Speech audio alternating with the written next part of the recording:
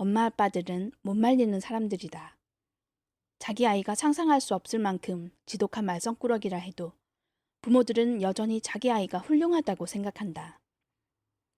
더 심한 부모들도 있다. 그 부모들은 자기 아이를 지나치게 숭배하여 눈이 먼 나머지 자기 아이한테 천재적 자질이 있다고 억지로라도 믿으려고 애쓰는 사람들이다.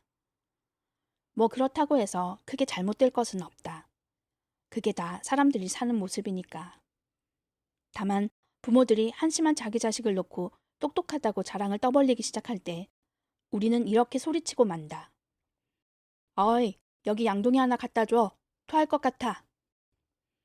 학교 선생들은 자기 자식을 자랑스러워하는 학부모들의 헛소리를 들어주느라 곤욕을 치르지만 보통 학기말 통지표를 쓸 때가 되면 선생들은 복수의 칼을 간다. 만약 내가 담임 선생이라면 이런 주책스러운 부모들이 숭배하는 자녀들에 대해 이렇게 멋진 한 방을 날릴 것이다. 귀하의 자녀 막시밀리안은 유감스럽게도 대실패작입니다. 막시밀리안이 학교를 졸업하면 집어넣을 수 있게 가족 사업을 운영하셨으면 합니다. 왜냐하면 막시밀리안은 그 어디서도 직장을 구하지 못할 게 뻔하기 때문입니다. 내가 그날 다소 서정적인 분위기에 젖어 있다면 이렇게 쓸지도 모른다. 메뚜기가 배 부분에 청각기관을 갖고 있다는 사실은 신기한 일입니다. 하지만 귀하의 자녀 버네사의 이번 학기 성적을 살펴본 결과 청각기관 자체가 없다고 판단됩니다. 내가 자연사를 더 깊이 있게 탐구했다면 이렇게 말할 수도 있을 것이다. 매미는 땅 밑에서 애벌레로 6년을 보낸 후 부화하여 겨우 엿새 남짓한 짧은 기간 동안 자유롭게 햇빛과 공기를 누리다 생을 마칩니다. 귀하의 자녀 윌프레드도 우리 학교에서 애벌레로 6년을 보냈습니다만 우리는 여전히 윌프레드가 번데기 밖으로 나올 때를 기다리고 있습니다. 유별나게 밉살스러운 여자아이라면 나는 이렇게 쓰고 싶은 충동을 느낄 것이다. 피오나는 빙산처럼 차가운 매력을 가진 아이입니다만 빙산과 달리 이 아이의 내면은 텅 비어 있습니다. 이렇게 나는 우리 반 골칫거리들의 학기말 통지표를 쓰는 일에 재미를 들일지도 모르겠다. 하지만 이 정도면 충분하다. 아이들과 잘 지내야 하니까. 가끔 세상에서 이런 부모와 정반대 노선을 가진 부모도 만나게 된다. 바로 자기 아이에게 전혀 관심이 없는 사람들이다. 이들은 주책바가지 숭배자들보다 훨씬 더 상황이 심각하다. 워무드 씨 부부가 바로 그런 부모였다. 워무드 씨 부부에게는 마이클이라는 아들과 마틸다라는 딸이 있는데 이들은 마틸다를 이마에 난 부스럼 딱지보다 못하게 여겼다. 알다시피 부스럼 딱지는 저절로 떨어질 때까지 건드리지 말고 참고 있어야 한다. 그러나 워무드 씨 부부는 하나뿐인 어린 딸을 참고 보지 못해서 당장 떼어버리기를, 되도록 다른 지방이나 더 먼 곳으로 보내버릴 수 있는 날이 오기를 눈이 빠지게 기다리고 있었다. 평범한 자기 아이를 부스럼 딱지나 엄지발가락에 생기는 사마귀 같은 거로 여기는 것도 잘못된 일이지만 만약 그 아이가 비범한 아이라면 문제는 더 심각해진다. 비범하다는 것은 예민하고 총명하다는 뜻이다. 마틸다는 이런 예민함과 총명함을 두루 갖추고 있었고 무엇보다도 머리가 아주 좋은 아이였다. 너무 영리해서 무엇이든 아주 빨리 배웠다. 세상에서 가장 아둔한 부모일지라도 이러한 아이의 능력을 단박에 알아챘을 것이다. 하지만 워무드 씨 부부는 둘 다 어리석기 그지없고 자신들의 시시한 삶에 정신을 온통 빼앗긴 나머지 자기 딸이 비범하다는 것을 전혀 눈치채지 못했다. 사실 워무드 씨 부부는 마틸다가 부러진 다리로 집을 기어다닌다 해도 다리가 부러졌다는 사실을 알아챌 수나 있을지 의심스러웠다. 마틸다의 오빠 마이클은 지극히 평범한 소년이었지만 여동생 마틸다는 내가 말했다시피 눈이 튀어나올 정도로 특별한 아이였다. 2살이 되기 전에 이미 완벽하게 말을 했고 어른들이 아는 단어를 거의 다 알고 있었다. 그런데도 마틸다의 부모는 칭찬은커녕 수다쟁이라고 하면서 어린 여자아이는 자고로 얌전해야지 말을 많이 쫑알대서는 안 된다고 나무랐다. 마틸다는 3살이 되자 집안 여기저기 흩어져 있는 신문이나 잡지들을 보면서 혼자 글을 깨쳤다. 4살 무렵에는 글을 빠르고 정확하게 읽을 수 있게 되었고 자연스럽게 책을 더 많이 읽고 싶어 했다. 그러나 집에 있는 책이라곤 엄마가 보는 쉬운 요리법이라는 책뿐이었다. 마틸다는 이 책을 처음부터 끝까지 읽고 온갖 요리법들을 다 암기할 수 있게 되자 좀 더 재미있는 다른 책도 읽고 싶었다. 아빠, 저한테 책을 사주실 수 있겠어요? 책? 책 나부랭이는 뭐에 쓰려고? 읽으려고요, 아빠. 텔레비전이 어떻게 되기라도 했냐? 우리 집에 멋들어진 12인치 텔레비전이 있는데 책을 사달라고 졸라? 애가 점점 떼쟁이가 되어가는군. 평일 오후 대부분 마틸다는 혼자 집에 있었다. 마틸다보다 5살 위인 오빠는 학교에 갔고 아빠는 직장에 나갔고 엄마는 13km 떨어진 시내로 빙고 게임을 하러 갔다. 워무드 부인은 빙고 게임에 푹 빠져서 한 주에 닷새는 오후에 빙고 게임을 했다. 아빠가 마틸다에게 책을 사주기를 거절했던 그날 오후, 마틸다는 혼자서 마을에 있는 공공도서관에 가려고 집을 나섰다.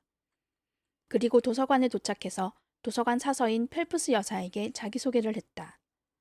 그런 다음 잠시 앉아서 책을 읽어도 되냐고 물었다. 펠프스 여사는 저렇게 작은 아이가 부모도 없이 도서관에 혼자 왔다는 사실이 조금 놀라웠지만 마틸다에게 아주 잘 왔다고 말해주었다. 마틸다가 물었다. 어린이 책은 어디 있나요? 펠프스 여사가 말했다. 저쪽 좀 낮은 서가에 있단다. 내가 그림이 많은 좋은 책을 찾아줄까? 고맙습니다만 괜찮아요. 저 혼자서 할 수 있어요. 그때부터 매일 오후 엄마가 빙고 게임을 하러 나가자마자 마틸다는 아장아장 도서관으로 걸어갔다. 걸어서 10분밖에 안 걸리는 도서관에 가면 마틸다는 아늑하고 조용한 구석에 앉아 책을 한 권 한 권 읽으며 멋진 2시간을 보냈다. 도서관에 있는 어린이 책을 샅샅이 다 찾아 읽었을 때 마틸다는 다른 걸 찾으려고 두리번거리기 시작했다. 지난 몇 주 동안 마틸다를 아주 흥미롭게 지켜본 펠프스 여사는 자리에서 일어나 마틸다 쪽으로 갔다. 마틸다, 내가 도와줄까? 저 다음에 무얼 읽을까 생각하고 있어요. 어린이 책은 모두 읽었거든요. 그림을 다 보았단 말이니? 네, 하지만 글도 다 읽었어요. 키가 큰 펠프스 여사는 마틸다를 굽어보았고 마틸다는 목을 뒤로 젖혀 펠프스 여사를 올려다보았다. 어떤 책은 아주 형편없는 것 같았어요. 하지만 아주 재미있는 책도 있었어요. 그 중에서 비밀의 화원이 제일 좋았어요. 수수께끼로 가득했어요. 그 닫힌 문 뒤에 있는 방의 비밀과 큰 벽 뒤에 있는 화원의 비밀 말이에요. 그 말을 듣고 펠프스 여사는 어안이 벙벙했다. 그래서 이렇게 물었다. 너 정확히 몇 살이지? 4살하고 3달이요. 펠프스 여사는 아까보다 더 놀랐지만 내색하지 않았다. 그럼 다음에는 어떤 책을 읽고 싶니? 저는 어른들이 읽는 훌륭한 책을 읽고 싶어요. 유명한 거로요. 하지만 아는 책이 하나도 없어요. 펠프스 여사는 천천히 서가를 쭉 살펴보았다.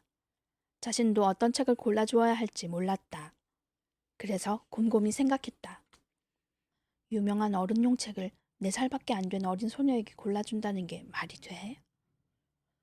펠프스 여사는 처음에는 15살 정도의 여학생을 위한 10대 연애소설을 떠올렸다.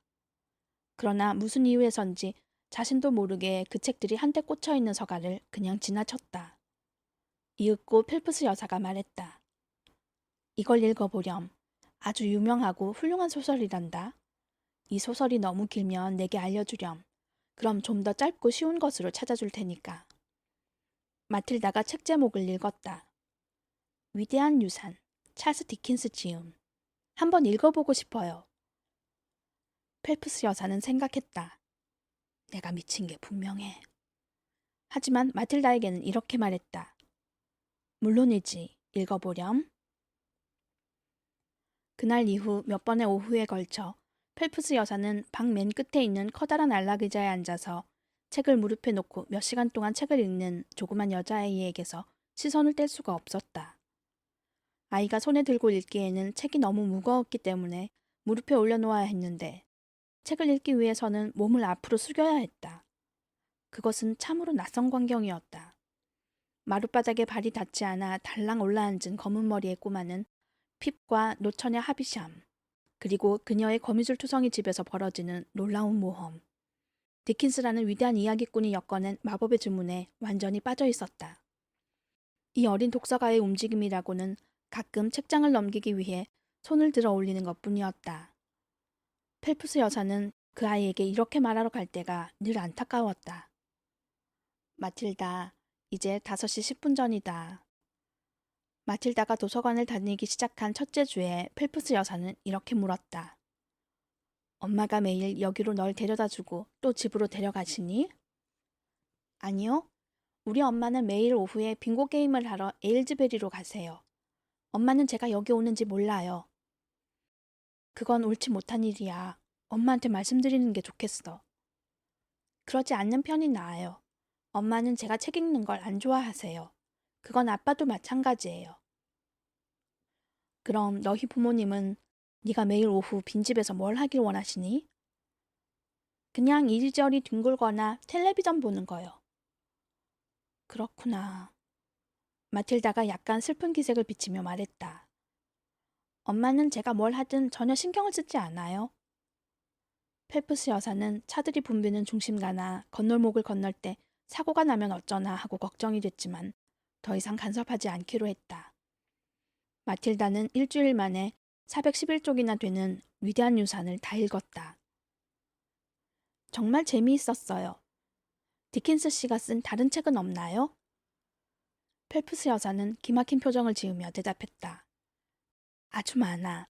다른 책을 골라줄까?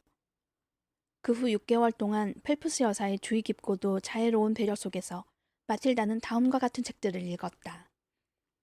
니콜라스 니클비, 찰스 디킨스 지음, 올리버 트위스트, 찰스 디킨스 지음, 제인 에어, 샬롯 브런테 지음, 오만과 편견, 제인 오스틴 지음, 테스, 토머스 허디 지음, 지상으로 내려오다, 메리 웨브 지음, 킴, 러디아드 키플링 지음, 투명인간 H.G. 웰스 지음, 노인과 바다, 어니스트 해밍웨이 지음, 소리와 분노, 윌리엄 포크너 지음, 분노의 포도, 존 스타인백 지음, 좋은 친구들, J.B. 프리스텔리 지음, 브라이턴 록, 그레이엄 그린 지음, 동물농장, 조지 오웰 지음. 어마어마한 작품 목록이었기 때문에 펠프스 여사는 매우 놀랐고 흥분했다. 그래도 완전히 자제력을 잃지 않은 것은 잘한 일이었다. 이 작은 아이가 이룩한 놀라운 업적을 목격한 사람이라면 누구든 야단법석을 떨며 동네방네 소문을 내고 싶어 안달이 났을 테지만 펠프스 여사는 그렇지 않았다. 펠프스 여사는 남의 일에 간섭하지 않는 사람이었고 남의 집 아이들 일에 간섭하는 것은 쓸데없는 일이라는 것을 이미 잘 알고 있었다. 마틸다가 펠프스 여사에게 말했다. 해밍웨이의 작품은 이해가 안 되는 것들이 많아요. 특히 남자와 여자에 대해서요. 그래도 무척 좋았어요. 해밍웨이가 이야기를 들려주는 방식은 제가 꼭 그 일이 일어나는 장소에서 직접 보고 있는 것처럼 느끼게 해줘요. 펠프스 여사가 말했다. 훌륭한 작가는 늘 독자가 그런 기분이 들게 만들지.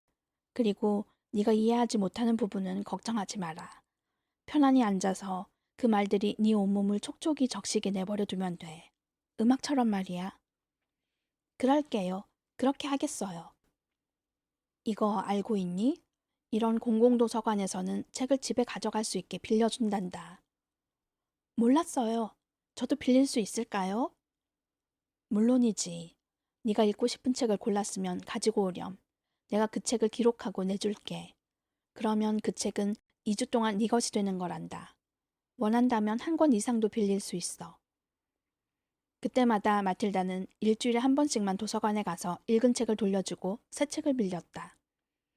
마틸다의 작은 방은 이제 독서실이 되었고 그곳에서 마틸다는 종종 뜨거운 코코아 한 컵을 옆에다 두고서 오후 시간 대부분을 책을 읽으며 보냈다.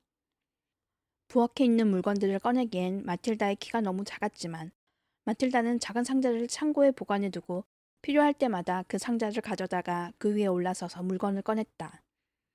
마틸다가 주로 만들어 먹는 것은 따끈따끈한 코코아로 우유를 냄비에 데워서 코코아 가루를 타먹었다. 가끔씩 보블린과 오발틴을 만들어 먹기도 했다. 오후가 되면 텅 빈 집에서 따끈한 음료를 들고 조용한 자기 방으로 올라가 책을 읽으며 곁에 있는 따끈한 코코아를 홀짝이는 것은 큰 기쁨이었다.